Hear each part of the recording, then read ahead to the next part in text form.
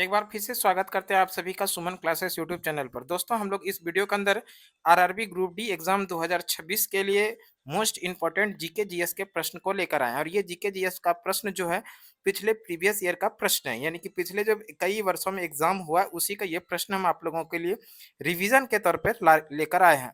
हमें उम्मीद है ये वीडियो आप लोगों के लिए निश्चित रूप से उपयोगी साबित होने वाला है। तो इस वीडियो को शुरू करते हैं। वीडियो शुरू करने के पहले आप हमारे सुमन क्लासेस यूट्यूब चैनल पर पहली बार आए तो निश्चित रूप से चैनल को सब्सक्राइब कर लीजिए और आप अपने दोस्तों को शेयर कर दीजिए। चलिए शुरू करते हैं, अंत तक बने रहना है। देखिए प्रश्न क्या है कि किस देश के साथ लगने वाली भारत की सीमा सबसे लंबी है? यानी कि भारत की सीमा सबसे अधिक लंबी किस देश के साथ साझा करती है, तो वो देश है बांग्लादेश। और अगर हम लोग बात कर ले बांग्लादेश के साथ कितनी किलोमीटर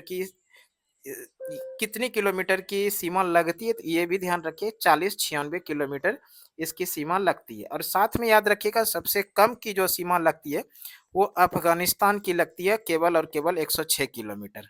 तो ये दोनों चीज़ों को आप लोगों को ध्यान रखना है। भारत किसकी सीमा सबसे अधिक किस देश के साथ लगती है, तो बांग्लादेश के साथ कितना किलोमीटर, 40-96 किलोमीटर। और सबसे कम किस देश के साथ, तो अफगानिस्तान के साथ 106 किलोमीटर। अगला प्रश्न है दूसरा तमिल संगम किस स्थान पर संपन्न हुआ? दूसरा संगम दूसरा तमिल संगम ये किस स्थान पर संपन्न हुआ था? काकपतपुरम में। काकतीपुरम में। अगला प्रश्न देखिए, अगला प्रश्न है पौधे में तने और जड़ों का आकार किस ऊतक के कारण बढ़ता है? पौधे में तने और जड़ों का जो आकार बढ़ता है किस ऊतक के कारण? ये ऊतक है शीर्षस्थ विभाज्य, जिसको कि हम लोग एपिकल मेरिस्टेम कहते हैं। अगला प्रश्न है क्राइस्ट द रिडीमर प्रतिमा किस देश में स्थित है? Christ the Redeemer Pratima Brazil में स्थित है। अगला प्रश्न है प्रत्येक उत्पादन भूमि, श्रम, भौतिक पूंजी और मानव पूंजी को मिलाकर संभव है कहलाते हैं। यानी कि ये जो सभी है भूमि, श्रम, भौतिक पूंजी और मानव पूंजी, इन सभी को मिलाकर क्या कहते हैं, तो उसको कहते हैं उत्पादन के घटक। अगला प्रश्न है रियो ओलंपिक 2016 में किस देश ने बास्केटबॉल में महिला और पुरुष दोनों वर्गों में स्वर्ण पदक जीता? वो है यूएसए। अगला प्रश्न है गुरु ग्रंथ साहिब किस धर्म का पवित्र ग्रंथ है? गुरु ग्रंथ साहिब ये पवित्र ग्रंथ है सिख धर्म का। अगला प्रश्न है भारत में सार्वजनिक लोक लेखा समिति का गठन कब हुआ? भारत में सार्वजनिक लोक लेखा समिति का गठन हुआ 1921 में।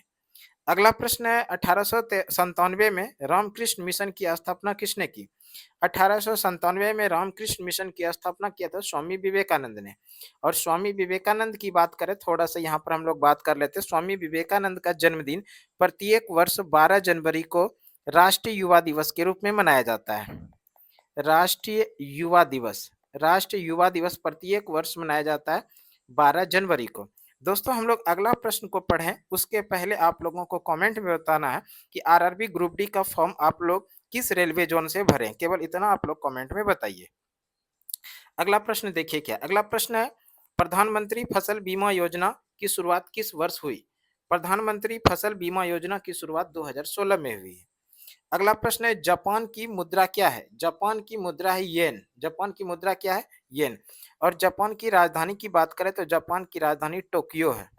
जापान की राजधानी कहाँ है? तो जापान की राजधानी टोक्यो, इसको भी याद रखिएगा। अगला प्रश्न देखिए क्या है, अगला प्रश्न यहाँ पर पूछा जो गया है, अगला प्रश्न यहाँ पर जो आप लोगों के लिए है, यहाँ पर प्रश्न आप लोगों के लिए अगला है कि अंग्रेजों के साथ कौन सी संधि के फलस्वरूप रंजीत सिंह ने शीर्ष सतलज प्रदेशों पर अंग्रेजों के अधिकार को स्वीकार किया?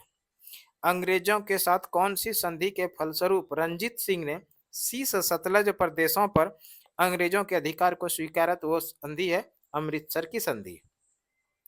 अगला प्रश्न देखिए क्या, अगला प्रश्न है बांग्लादेश पाकिस्तान से किस वर्ष मुक्त हुआ?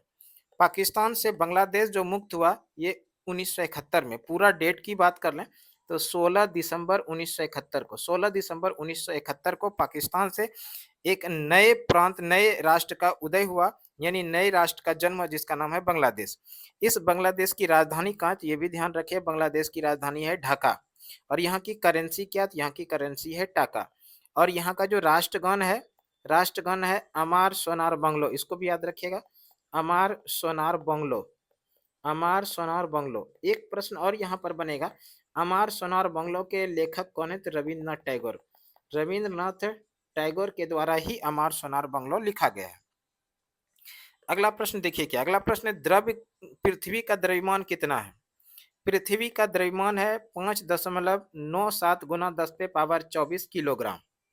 अगला प्रश्न है, लखनऊ में 1857 के विद्रोह का नेतृत्व किसने किया था? लखनऊ में 1857 के विद्रोह का नेतृत्व किया था बेगम हजरत महल ने। अगला प्रश्न है, प्रसिद्ध यात्री फाहियान का संबंध किस देश से है? प्रसिद्ध यात्री फाहियान का संबंध चीन से है और फाहियान भारत में जो आया था वो चीन से आया था चंद्रगुप्त मौर्य के दरबार में। चंद्रगुप्त मौर्य, चंद्रगुप्त मौर्य के दरबार में फाहियान आया था। अगला प्रश्न देखिए क्या, अगला प्रश्न है, किसी असमतल तल पर पड़ने वाली सभी समानांतर किरणें जब परावर्तित होकर असमानांतर हो जाती है तो यह परावर्तन कहलाता है। क्या कहलाता है? यह कहलाता है विसरित परावर्तन। अगला प्रश्न देखिए क्या, अगला प्रश्न है, सरदार सरोवर परियोजना किस नदी पर स्थित है? सरदार सरोवर परियोजना स्थित है नर्मदा नदी पर। अगला प्रश्न है, सरकार द्वारा सरकारी प्रतिबंधों और बाधाओं को हटाया जाना कहलाता है। सरकार द्वारा सरकारी प्रतिबंधों और बाधाओं को हटाया जाना उदारीकरण कहलाता है। अगला प्रश्न है, 1924 में निजाम उल मुल्क असफजा असफजा ने किस प्रांत की स्थापना की? यानी 1724 में निजाम उल मुल्क असफजा ने किस प्रांत की स्थापना की? तो वो किया था हैदराबाद का। अगला प्रश्न देखिए क्या है, अगला प्रश्न है, मनुष्य के लिए ध्वनि की श्रव्य सीमा है? मनुष्य के लिए ध्वनि की जो श्रव्य सीमा है वो 20 हर्ट्ज से 20,000 हर्ट्ज के बीच। मनुष्य के लिए ध्वनि की श्रव्य सीमा क्या है? 20 हर्ट्ज से 20,000 हर्ट्ज। अगला प्रश्न है, तत्व की सबसे छोटी इकाई है? तत्व की सबसे छोटी इकाई जो होती है वो होती है परमाणु। अगला प्रश्न है, national stock exchange of India limited की स्थापना किस वर्ष हुई? National stock exchange of India की स्थापना हुई थी 1992 में। अगला प्रश्न है, पहले राष्ट्रीय शीतकालीन खेल किस वर्ष आयोजित किए गए? पहला राष्ट्रीय शीतकालीन खेल आयोजित किए गए थे 1996 में। अगला प्रश्न है, संविधान के अनुसार लोकसभा में कितने सदस्य होते हैं? संविधान के अनुसार लोकसभा में जो अधिकतम सदस्य होते हैं वो होते हैं 550। 550, यहाँ पर 552 दिया गया है, 550 होता है चूंकि 2 सदस्य जो एंग्लो इंडियन के थे उनको अब अनुच्छेद से यानी इस लोकसभा से उसकी मान्यता को समाप्त कर दिया गया है। तो इस तरह से वर्तमान समय में लोकसभा में अधिकतम सीटों की संख्या 550 है। अगला प्रश्न है, सूदी रमन कप का संबंध किस खेल से है? सूदी रमन का संबंध जो है वो बैडमिंटन से संबंधित है। अगला प्रश्न है, कोइल और सांख नदियों के संगम को किसके नाम से जाना जाता है? कोइल और सांख नदियों के संगम को ब्राह्मणी नदी के नाम से जाना जाता है। अगला प्रश्न है, मेंस हॉकी एशिया कप 2017 किस देश ने जीता? मेंस हॉकी एशिया कप 2017 का खिताब भारत ने जीता था। अगला प्रश्न है, बैडमिंटन खेल में उनके योगदान के लिए किसे 2018 में लाइफ टाइम अचीवमेंट अवार्ड से सम्मानित किया गया? बैडमिंटन खेल में उसके योगदान के लिए 2018 में लाइफ टाइम अचीवमेंट अवार्ड से सम्मानित किया गया था प्रकाश पादुकोण को। अगला प्रश्न है, भारत में सर्वोच्च न्यायालय के लिए निर्धारित जजों की संख्या कितनी है? सर्वोच्च न्यायालय के लिए निर्धारित जजों की संख्या 8 है। अगला प्रश्न है, पंचायती राज व्यवस्था का निर्माण किस संशोधन द्वारा हुआ? पंचायती राज व्यवस्था का जो निर्माण हुआ वो 73वें संविधान संशोधन के द्वारा हुआ था। 73वां संविधान संशोधन किस वर्ष हुआ था? 73वां संविधान संशोधन हुआ था 1992 में। और पंचायती राज दिवस जो प्रत्येक वर्ष मनाया जाता है ये मनाया जाता है 24 अप्रैल को। प्रत्येक वर्ष 24 अप्रैल को पंचायती राज दिवस के रूप में मनाया जाता है, इसको याद रखिएगा। अगला प्रश्न है, विलयनों के शुद्ध ठोसों को उनके क्रिस्टलों के रूप में पृथक करने की विधि कहलाती है। विलयनों के शुद्ध ठोसों को उनके क्रिस्टलों के रूप में पृथक करने की जो विधि कहलाती है वो है क्रिस्टलीकरण। अगला प्रश्न है, मॉन्टेरियल शहर किस नदी के किनारे बसा हुआ है? मॉन्टेरियल शहर जो नदी के किनारे बसा है यह सेंट लॉरेंस। अगला प्रश्न है, झारखंड की किस नदी में जलोढ़ सोना पाया जाता है? झारखंड की किस नदी में जलोढ़ सोना पाया जाता है? ये नदी है स्वर्णरेखा नदी। अगला प्रश्न है, साजी थॉमस जिन्हें 2014 में अर्जुन अवार्ड से सम्मानित किया गया किस खेल से संबंधित है? सौजी थॉमस जिन्हें 2014 में अर्जुन अवार्ड से सम्मानित किया गया किस खेल से संबंधित ये खेल है? नौकायान। अगला प्रश्न है, राज्य की कार्यकारिणी शक्तियां किसके पास होती है? राज्य की कार्यकारिणी शक्ति होती है राज्यपाल के पास। अगला प्रश्न है, लोकसभा का संसद सदस्य बनने के लिए न्यूनतम आयु क्या है? लोकसभा का संसद सदस्य बनने के लिए न्यूनतम आयु 25 वर्ष है। यहाँ पर थोड़ा आप लोगों को समझने की जरूरत है। लोकसभा या फिर आप कह सकते हैं विधानसभा, ये भी है, समझ जाइएगा, विधानसभा। लोकसभा या विधानसभा का जो सदस्य बनना चाहता है तो उनके लिए जो न्यूनतम उम्र है वह है 25 वर्ष। और साथ ही साथ आप लोगों को ध्यान रखना है, RS ये राज्यसभा हो गया, अब प्लस में VP ये हो गया विधान परिषद।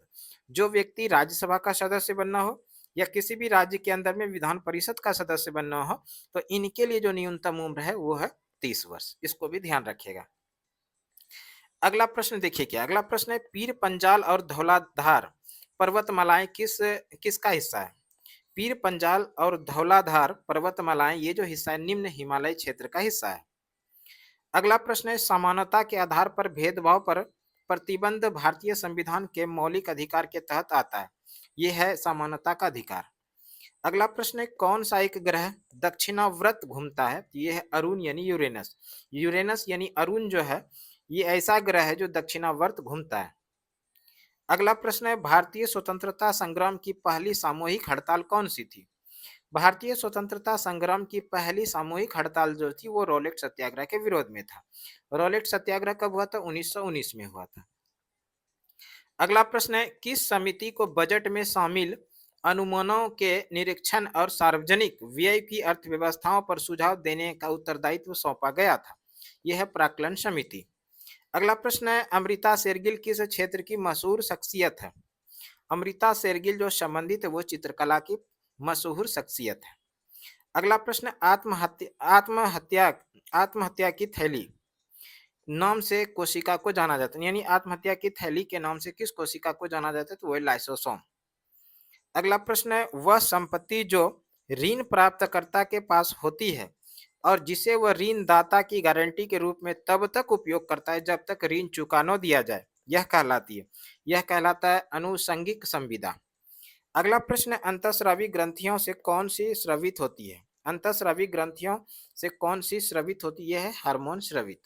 तो इस तरह से आज हम लोगों ने इस वीडियो के अंदर RRB ग्रुप डी के एग्जाम में पिछले वर्ष के जो प्रश्न थे उन सभी प्रश्नों को साथ में एक्स्ट्रा एक्सप्लेनेशन आप लोगों को बताने का प्रयास किया। हमें उम्मीद है ये वीडियो आप लोगों के लिए निश्चित रूप से उपयोगी साबित होने वाला है। इस तरह का वीडियो सुमन क्लासेस यूट्यूब चैनल पर लगातार मिलते रहेगा। तो इस वीडियो में इतना ही, अगले वीडियो में फिर से मिलते हैं आप लोगों के साथ। तब तक के लिए धन्यवाद। जय हिंद, वंदे मातरम। आपका दिन शुभ हो।